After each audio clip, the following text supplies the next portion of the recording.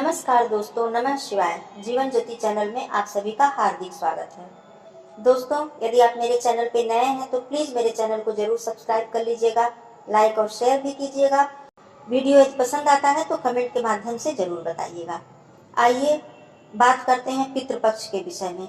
दोस्तों, पितृपक्ष जो कि 16 दिनों का होता है, भादो मास की पूर्णिमा तिथि से लेकर आश्विन मास की अमावस्या तक।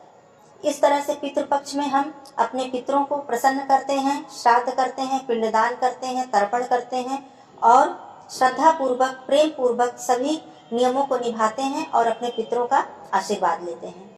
दोस्तों, यदि हमारे जीवन में बहुत सारी परेशानियां हैं, कहीं कोई काम अच्छे से नहीं हो पा रहा है, चाहे आर्थिक परेशानी हो या पारिवारिक परेशानी हो या शारीरिक परेशानी हो, हम सोचते हैं कि ऐसा क्यों हो रहा है। हमारे लाख कोशिश करने के बावजूद भी हमसे वो परेशानियां हमसे दूर नहीं हो पाती हैं। तो कभी कभी सुनने में ये मिलता है कि हमारे घर में पितृदोष है या हमारी कुंडली में पितृदोष है। दोस्तों, ये पितृदोष क्यों होता है?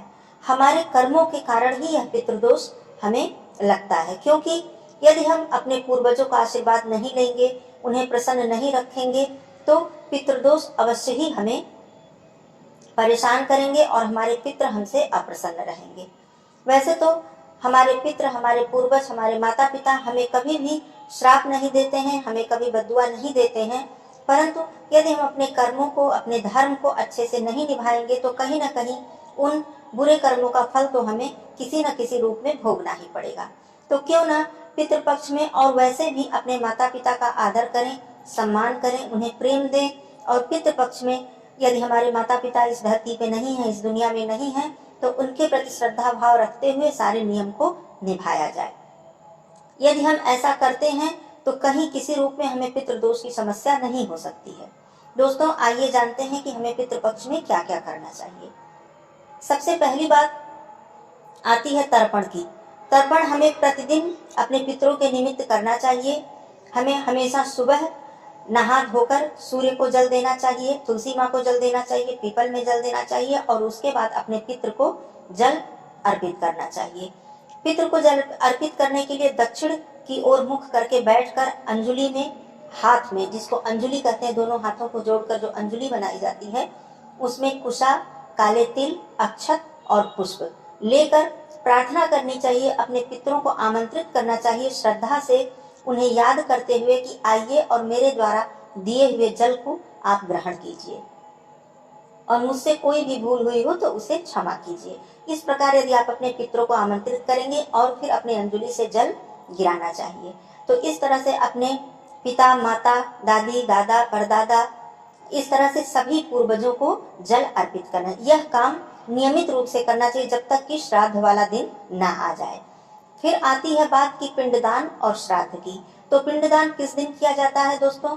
जिस दिन हमारे पितृ की तिथि होती है। तिथि मतलब जिस दिन उनका देहांत होता है, जिस दिन वह इस दुनिया को छोड़कर जाते हैं, वही तिथि हमारे पूर्वजों की मानी जाती है। वह पूर्णिमा से लेकर अमावस्या तक कोई भी तिथि हो सकती है, जो कि आप लोग अपने पूर्वजों की तिथि जानते हैं। उस तिथि में पिंडदान हमें करना चाहिए। अच्छे विद्वान ब्राह्मण या पंडित को बुलाकर सारे क्रिया कर्म, जो भी कर्मकांड है, उनको अच्छे से संपन्न करना चाहिए और अपने मन में श्रद्धा का भाव रखना चाहिए। क्रोध या चिड़चिड़ापन या इस तरह से उस नियम को नहीं निभाना चाहिए कि बस मुझे कर देना है, जल्दी जल्दी काम पूरा हो जाए, बस ऐसा नहीं, बिल्कुल नहीं। अपने पितरों को याद करते हुए, ध्यान करते हुए श्रद्धा पूर्वक ये सारे कार्य को निभाएं।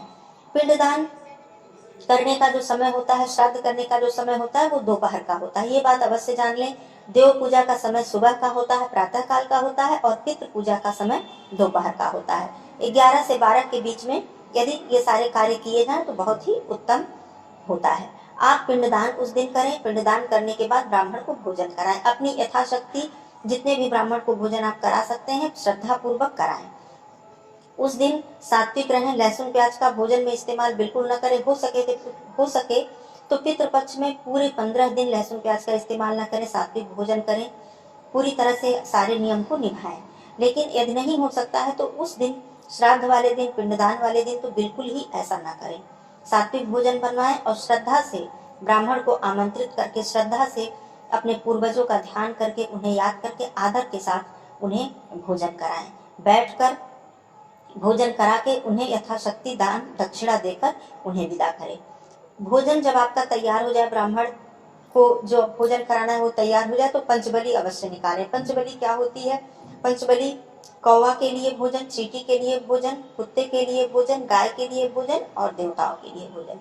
यह भोजन आप किसी पत्तल में या पत्ते में, केले के पत्ते में निकालें तो अति उत्तम है। निकालकर साफ पहले किसी को उसके पहले भोजन न दें। घर में किसी भी सदस्य को ब्राह्मण को भोजन कराने से पहले या पंचबली निकालने से पहले भोजन न दें। ऐसा नियम आप जरूर निभाएं और रसोई घर बिल्कुल स्वच्छ रहे, स्वच्छता के साथ भोजन तैयार करें। पंचबली निकालने के बाद, भोजन निकालने के बाद आप प्रणाम करें, अपने पितरों को ध्यान करें, याद करें और उसके बाद वो भोजन कौवे को ले जाके समर्पित करें, गाय को खिलाएं, कुत्ते को खिलाएं, चींटियों के लिए घर में भोजन रख दे कहीं कि जिससे कि चींटियां आकर उसे खा लें। इस प्रकार से पंचबली निकालने के बाद आप प्रेम पूर्वक ब्राह्मण को भोजन कराएं। ब्राह्मण को भोजन कराने के बाद दान दक्षिणा देने के बाद उन्हें विदा करें। इस तरह से आप पिंडदान, तर्पण और श्राद्ध का कार्य संपूर्ण करें पूरे विधि विधान के साथ। इसमें किसी भी प्रकार की लापरवाही या किसी भी प्रकार का मन में क्रोध या किसी ऐसा कोई भाव न रखें। बिल्कुल ही ऐसा आपको महसूस होना चाहिए कि इस दिन आपके पितृ वास्तव में आपके पास हैं और आपको आशीर्वाद दे रहे हैं। निश्चित रूप से अगर आप सारे धर्म, सारे नियम अच्छे से निभाते हैं तो किसी भी प्रकार का दोष आपको नहीं लगेगा और जीवन भर आपको अपने पितरों का, पूर्वजों का, माता पिता का आशीर्वाद मिलता रहेगा। जीवन में एक बार पिंडदान करने के लिए गया जरूर जाए। गया में अंतिम श्राद्ध, अंतिम पिंडदान होता है जिससे कि हमारे पितरों को मुक्ति मिलती है। इसको किए बिना हमारे पितृ मुक्त नहीं होते हैं और हम कभी भी माता पिता के ऋण से मुक्त नहीं हो पाते हैं। इन सब नियमों को, अपने धर्म को बिल्कुल ही गहराई से समझें, माने इसको, कभी भी इसको हल्के में न लें। ये ना कहें कि अंधविश्वास है, ये सारी चीजें ढोंग है, ऐसा कुछ नहीं होता है, ये बात कभी भी ना कहें।